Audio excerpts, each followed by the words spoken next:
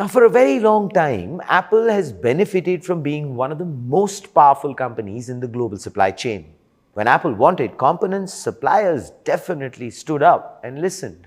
When Apple, of course, negotiated prices, suppliers paid a lot of attention. But now, something unusual seems to be happening. Even Apple is actually struggling to get enough chips. And the reason is, well, artificial intelligence. But before we, of course, dive deep, please, I request you to like, share, and subscribe. Now that you have, thank you so much. And now, back to Apple and Mr. Tim Cook. Now, according to Apple CEO Tim Cook, the AI boom has triggered a global memory chip crunch so severe that price increases are becoming unavoidable. Cook referred to it as Ramageddon. Nice, interesting. Or AI's insatiable demand for hardware, which has resulted in a worldwide shortage of memory chips. And that could very well soon make our next iPhone significantly more expensive. The companies building artificial intelligence aren't just buying GPUs anymore.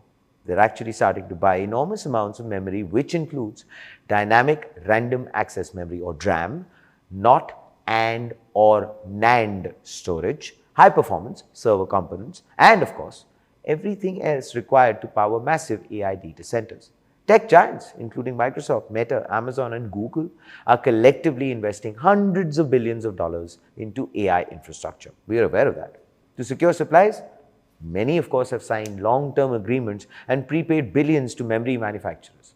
What is the result? Less supply for everyone else, including Apple. Now, in an interview with the Wall Street Journal, Tim Cook admitted that Apple can no longer absorb the rising costs. Cook says, Apple has spent years shielding customers from higher component costs, but it is not feasible indefinitely. Now, according to Cook, he has never seen anything like this in more than 4 decades in the technology industry.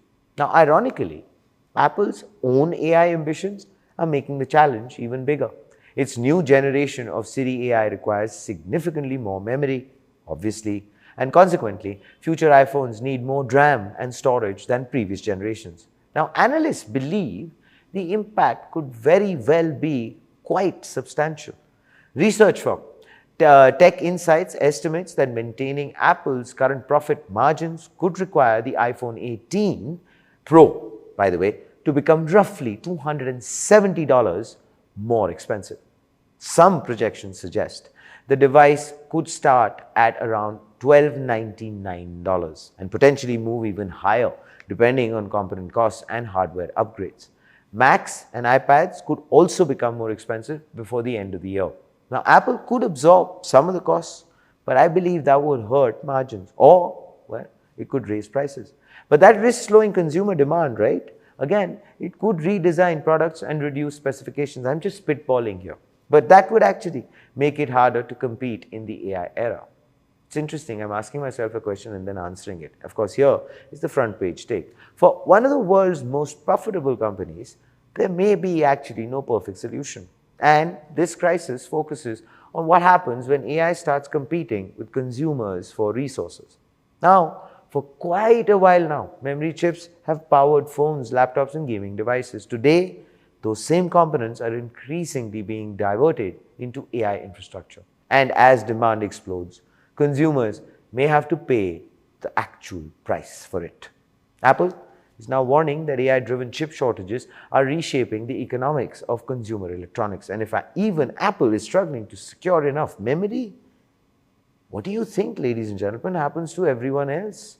And probably that's the question I would like for you to please shed light on in the comments below. This, ladies and gentlemen, is Front Page by the AI Network. Like, share, subscribe, and always remember, think AI, think AIM.